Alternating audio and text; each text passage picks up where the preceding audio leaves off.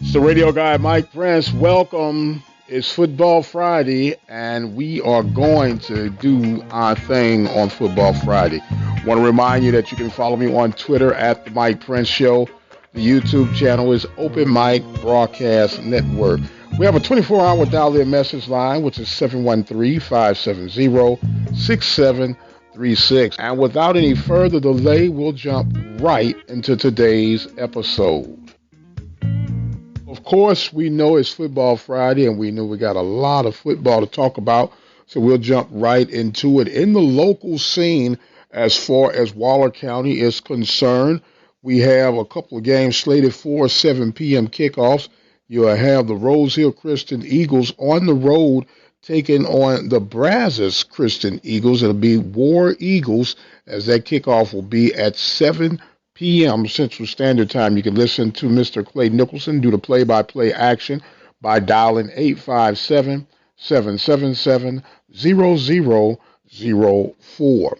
We also have slated for the 7 p.m. kickoff, the Royal Falcons will take their show on the road, and they will try to rebound against the Belleville Brahmas. That kickoff, as we mentioned, will be at 7 p.m. 7:30 will feature the Hempstead Bobcats in action. And in fact, they'll be hosting the Columbus Cardinals at Bobcat Stadium. The Waller Bulldogs have a bye on this week as they make preparations for Magnolia West on next week. Of course, you stay tuned to the Open Mic Broadcast Network and follow us on our Twitter handle at The Mike Prince Show. We'll give you scores not only of the Waller County high school football action, but regional and local scores from within.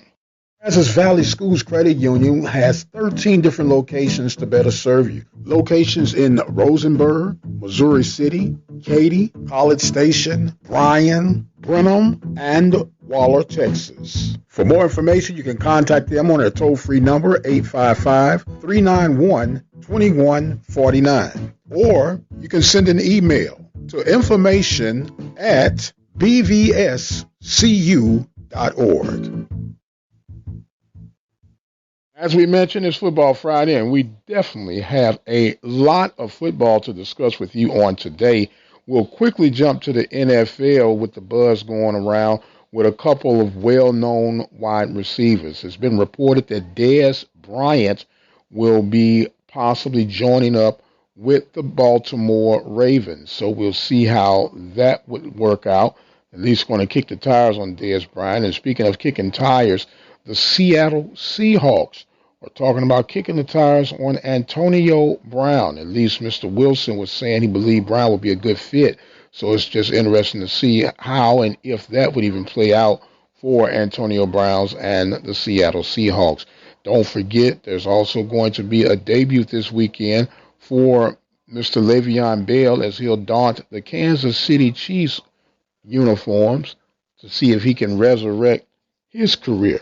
The Open Mic Broadcast Network, the voice of student athletics, proud to present to you Friday night football action for the Rose Hill Christian Eagles. You can listen live from anywhere by dialing 857-777-0004. Catch the Rose Hill Eagles in action live right here at the Open Mic Broadcast Network. That number again, 857-777-0004. The voice of student athletics, the Open Mic Broadcast Network, Prairie View, Texas. Now, as we jump back to the world of college sports, the MEAC had made an announcement of their spring football schedule, and I got to give them kudos. I like the way, at least that it's looking on paper. The MEAC made the announcement that they will have two divisions in the spring, a North and a South. You have 4 teams to represent the North Division, and you'll have 5 teams to represent the South Division.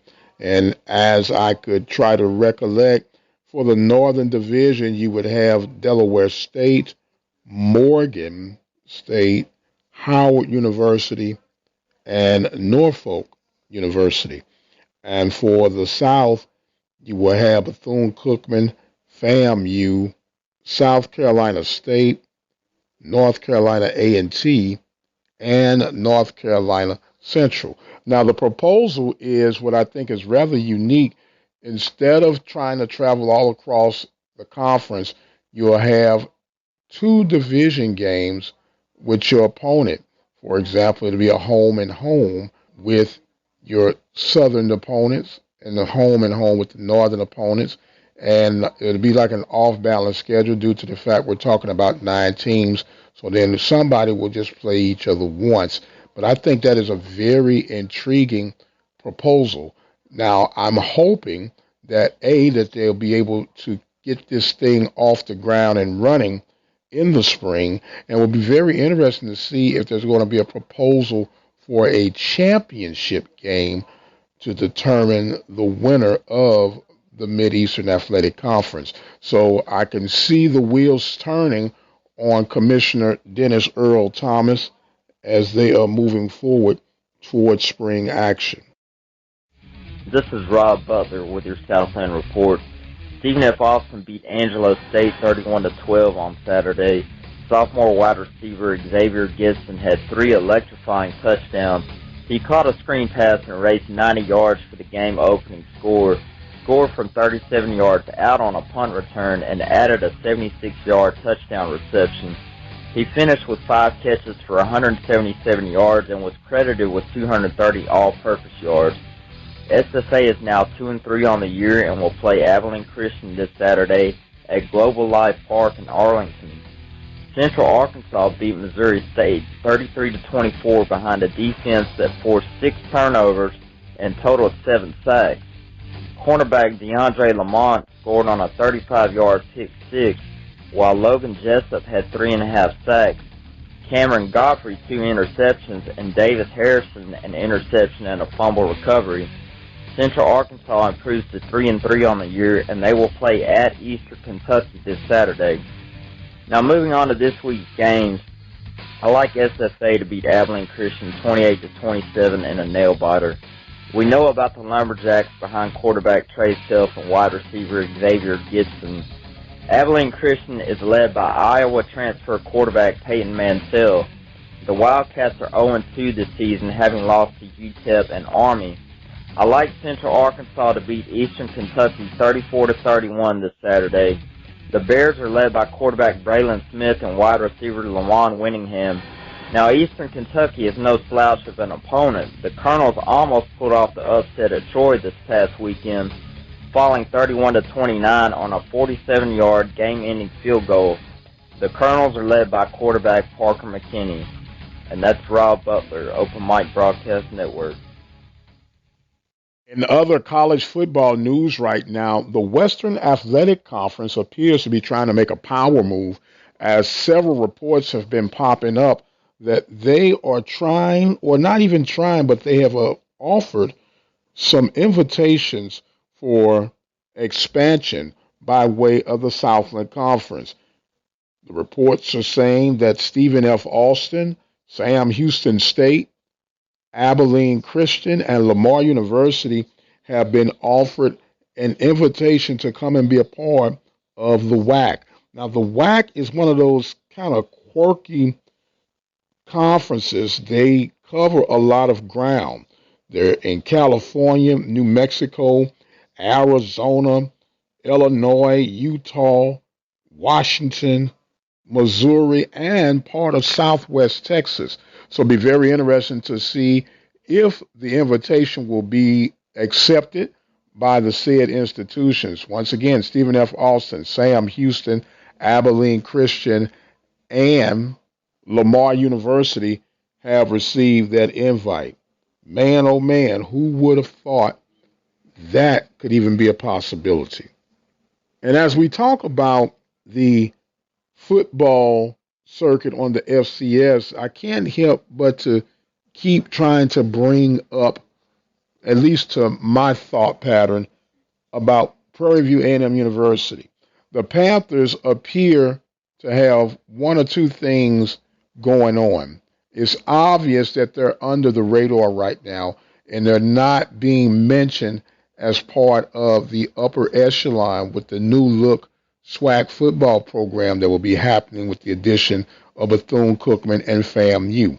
Now, is that something that is deservedly so, or is it going to be a sign that PV Nation is going to have to tighten their belt straps and enhance and improve on the quote unquote appearance and the actual product being presented on the field?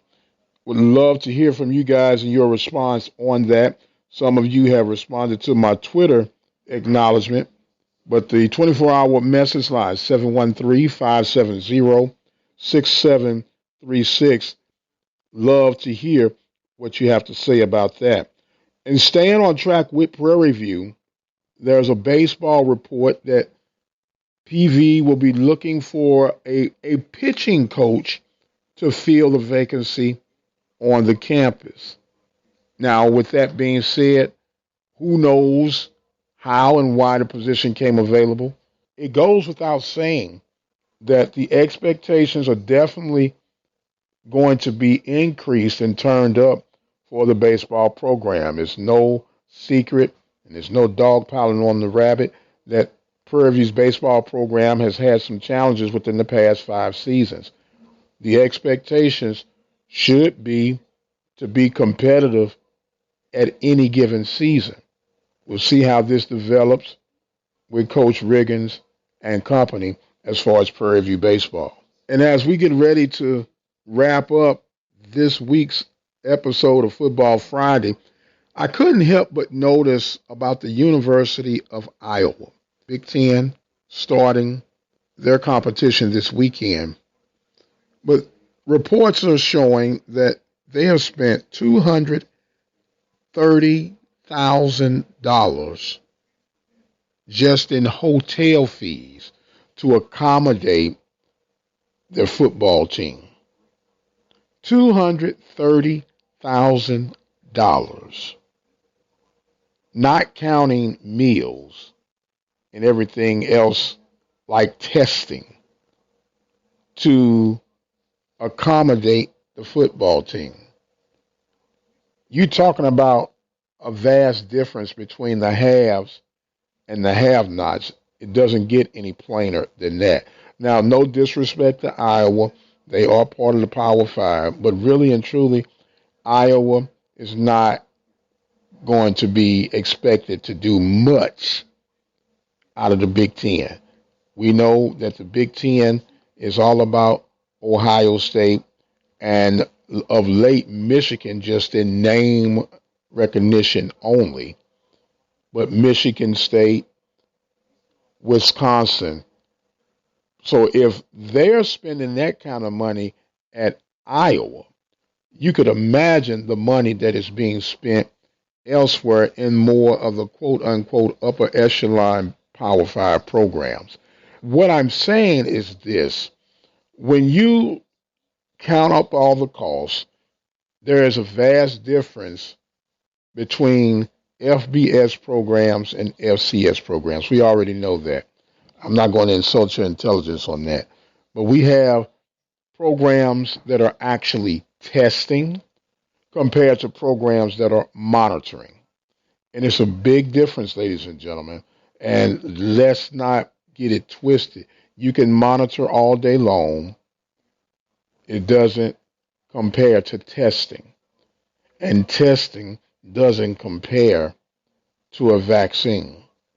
So we're still trying to develop and break through the challenges that we have that has been created by COVID-19. $230,000 in hotel fees. And testing just on average, they've got to be close to $500,000 just on those two items. What could our FCS programs do with $500,000? Yes, we're not playing. Yes, it's painstaking. But it's a safe move. It's the best move. And more importantly, it's the right move. So we continue to support the leadership on the FCS circuit. It's going to get better sooner or later. We just got to stay the course, be mindful, respectful of the regulations, requirements, that we can come out of this thing as safe as possible. Big weekend for my Steelers taking on the Tennessee Titans. Can't wait to see how that one comes out. Don't forget to join us tonight, Football Friday, live coverage. Brazos Christian Eagles taking on the Rose Hill Christian Eagles in the Battle of War Eagles. Clay Nicholson will give you the play-by-play on that. All you have to do is dial 857-777-0004. Thank Rob Butler for his Southland report. Looking forward to Mr. Carlos Brown. And the Carlos Brown Show aired Saturdays, 10 a.m. to 12 noon, right here at the Open Mic Broadcast Network. I must exit stage left. Clock on the wall tells me that is all. Thank you guys so much for joining in with us. Don't forget to help us build that YouTube channel. Go and subscribe today at the Open Mic Broadcast Network. The Twitter handle is at The Mike Prince Show. And the 24-hour dial-in message line, 713-570-6736. I've got to go. I am the radio guy, Dr. Mike Prince. You guys be blessed. We'll see you on the other side.